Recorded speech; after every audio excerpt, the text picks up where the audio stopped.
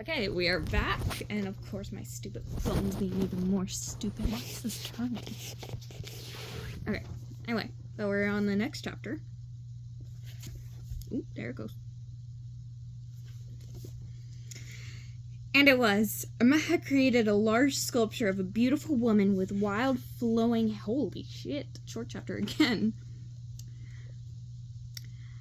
Emma had created a large sculpture of a beautiful woman with wild flowing hair. Astra took another look and blinked. Well, it was a beautiful woman from the waist up. From the waist down, it was a completely different story. It was some sort of odd creature. Wow, said Astra. I really like your sculpture. It's a mermaid, Emma explained. I've been working on it for months. Whenever I could find the time, I was hoping to have it done for the art show tomorrow. She shook her head, but I never had time to finish. Libby stepped up. It's gorgeous, she said. This is my friend Libby, Astra explained. From my old school. You're really talented, Libby said, studying the sculpture. Thank you, said Emma. What is it made out of? Astra asked. Emma's eyes were shining. It's the special sand clay I made. The theme of the art show is 20,000 leagues under the sea, and I remembered all the fun summers we had when I was little, building castles and digging in the sand. So I decided to do a sand sculpture. She paused and her shoulders sagged. I didn't get to finish it in time. Can't you finish your sculpture tonight and submit it tomorrow for the show? Astra asked. Emma shook her head. No, I needed to go to the beach and gather rocks and shells and seaweed and stuff, and decorate it. But with all the practices and meets, I could never get my parents to take me. I'm totally out of time. It's too late to finish it. Astra's heart sank. If only she had truly listened to her wisher, she might have been able to help her. Suddenly, she had an idea. Hey, Emma, she said. What if I told you we could get you exactly what you need? Emma smirked. I'd say you were crazy, she answered. Go home and have dinner with your family, said Astra. Tell them about the art show and that they need to come. We'll take care of getting the stuff you need. You can finish it in the morning and enter in the competition. Emma looked like she was trying hard not to get excited. You're sure? You're really sure? It sounds impossible. I'm sure, said Astra. But don't wait up, she said. This could take a while. I think you're crazy too, said Libby. That's because you don't know my special talent, said Astra. It's teleporting. Ooh, said Libby. Now that's a good one to have. The question was, could she be able to take Libby along with her? The two girls held hands as Astra wished. It did not work. They stood back to back, and Astra tried again. No such luck. Astra was about to head off on her own when she suddenly had an idea, inspired by her roommate. Chloe! She engulfed Libby in a big hug. I wish I was at the beach, she thought. There was a whoosh. Everything grew blurry, and there was a feeling of moving fast. And suddenly, they were standing in the sand. They were surrounded by palm trees and crystal blue waters. White foam flew as the surf crashed into the shore. They took off their shoes and dug their toes into the soft, silky sand. Astra couldn't help herself. She did a cartwheel of joy, then another. That's a new one, said Libby. You're gonna slay us all in poses when you get back. As usual, said Astra cheekily. She looked around, taking it all in. It really is amazing here, she said. The girls traced to the water's edge, filling their pockets with all the treasures from the sea they could find. Tiny whelk shells, bits of green and blue sea glass, their edges softened by the tides and the sand, driftwood weathered into interesting shapes and bleached by the sun. Libby gathered the edges of her skirt with one hand and filled the hollow with crab claws, sand dollars, and scallop shells. Astra spotted something star-shaped in the surf and thought for a moment that her eyes were deceiving her. She reached down and cradled the creature in her palm. Have you ever seen anything lovelier? She said. How startastic, said Libby. Piper would love it, Astra said. The creature moved its legs gently in her hand. I wish I could take it home. But she knew it needed to be returned to the sea. She waded out and gently placed the creature back in the water. Then Astra got a sudden inspiration. She bent down and filled her arms with seaweed in all shapes and sizes. Thin ribbons, white sheets, curly bright green tendrils.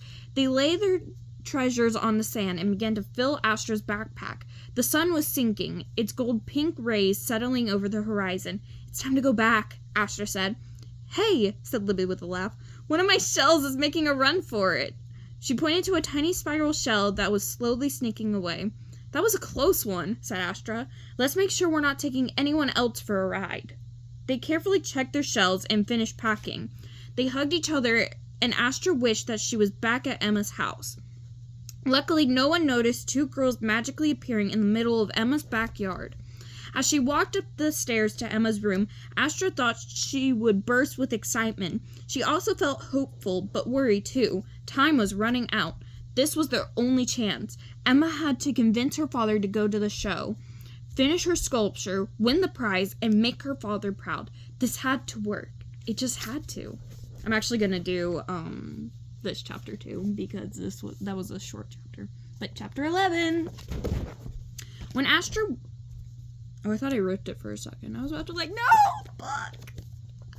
When Astra woke up the next morning in her usual spot on the floor in the sleeping bag, she immediately sprang up to wake Emma. But Emma was already gone. On her pillow was a note. "Dear Astra and Libby, I found the bag of sea stuff. I don't know how you did it, but thank you so much. I'm going straight to school to finish the sculpture, so meet me there. Love, Emma. P.S. I told my family about the art show last night. Fingers crossed that they make it." "Good morning, Astra," said Emma's mom when Astra and Libby entered the dining room.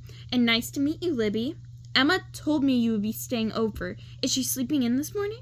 "She left for the art show," said Astra. She looked at the table, all eating bowls of cereal around the table. "So you all are going to come, right?" Eva yawned. "Ellie and I had practice this morning," she said. "And Mom and Dad, you promised you were going to come watch us." "I did," Emma's dad said, nodding. "I guess I'll have to go see Emma's art another time." Astra gulped. This wasn't exactly going the way she had imagined. Emma's dad stood and headed into the kitchen to refill his coffee cup. Astra followed him. She knew how to make him come to the show. It wasn't ideal, but she couldn't be choosy at that point. She cleared her throat, and Emma's dad glanced at her. Looking deep into his eyes, she said, "You are going to Emma's art show this morning." He frowned. I don't think I'm going to be able to make it," he said. "You heard the girls. I promised to go to their gymnastics practice." Astra stood there blinking. The rules of hypnotizing adults were very confusing. She followed him back to the dining room. Libby looked at her hopefully, and Astra shook her head. Libby grimaced. Astra could feel herself getting angrier and angrier. This wasn't fair to Emma at all. Her family had all the time in the world for gymnastics, but they couldn't be bothered to go to her art show. This was wrong. Wrong. Before she realized what she was doing, she slammed her hand down on the dining room table. "Listen up," she said. Ow, I actually slapped my knee really hard. That hurt. Everyone stared at her, open-mouthed. Elizabeth had been about to put some cereal in her mouth, and the spoon hovered in midair. "This is really important to Emma, the most important thing in her life. Believe it or not, she had given up so much to do what you guys like, gymnastics, and she did an amazing job yesterday. But art is her passion, and it would really mean so much to have you all there. You have to be there." The family looked at each other. "I guess we could leave practice early," said Eva reluctantly. "If that's important to Emma, we'll be there," said her father. "But Saturday mornings are my only days to watch cartoons," whined Elizabeth. "Too bad, short stuff," said Ellie. "Emma is always there for us. Now it's our turn to be there for her." Emma's mom put her hand on top of Astra's. "Thank you, Astra," she said simply. "Now you can sit down and eat." Whew! Astra felt relieved. After breakfast, she and Libby ran upstairs to get dressed, then headed to the school. Now all that was left was to make sure Emma's sculpture was finished in time. When they arrived, Mrs. Gonzalez, the art teacher, was there as well. "Hello," she said when she saw Astra and Libby. "I'm so thrilled that Astra is going to enter the contest. I gather you two had something to do with it." Astra smiled and nodded. Her sculpture is wonderful, the teacher continued. So evocative of the sea and childhood diversions. Yeah, said Astra. Exactly. Emma turned to the two girls proudly. The mermaid was nearly finished. She wore a necklace of crab claws. Two large scallop shells served as her bikini top. Her tail was covered with a stunning mosaic of shells, pieces of seaweed, and sea glass. It was spectacularly beautiful. Mrs. Gonzalez glanced at her watch. I've got to go and welcome the judges, she said. The show begins in 10 minutes, and all entries must be registered beforehand, so please don't be late. I'll be done in a minute, said Emma distractedly. She squinted at the sculpture. Something is missing. She grabbed some of the ribbony seaweed and artfully entwined it in the mermaid's flowing hair. Astra grinned. That's it! Perfect! It took the three of them to lift the sculpture and carry it down the hallway toward the auditorium. Be careful! Don't drop her! Astra said warningly. When they successfully reached the auditorium, she peered through the doors where she could see Mrs. Gonzalez, chattering with the judges and looking around nervously for Emma. Here we come, said Astra. She leaned her back against the door and pushed it, but it wouldn't budge. Hurry, Astra, this is getting heavy, said Libby. Astra pushed again, then after making sure the two girls could hold the sculpture on their own, she let go of it and pulled. She tried the other door. I can't open it, she cried. This is the only way in, said Emma. It's gotta open. Ooh! One sec. Emma looked at the clock on the wall. We're running out of time, she cried. Libby took a step backward. There was a strange, sickly gray mist surrounding the door handle. What in the world? She touched the mist and shivered. It's so cold, she said, rubbing her hands on her skirt for warmth. What's going on? Said Emma. I can't see. Something very strange was going on.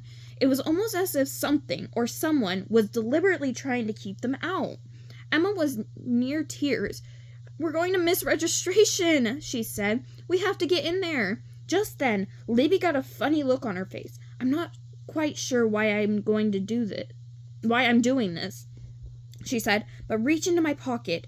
Astra did, and her fingers closed around an angular pink stone. Libby's power crystal. Put it on the door, instructed Libby. Put what on the door? Asked Emma, her view blocked by the large sculpture. What's going on? To Astra's and Libby's amusement, the gray mist shrank back and disappeared. What's happening? Emma demanded. What are you doing?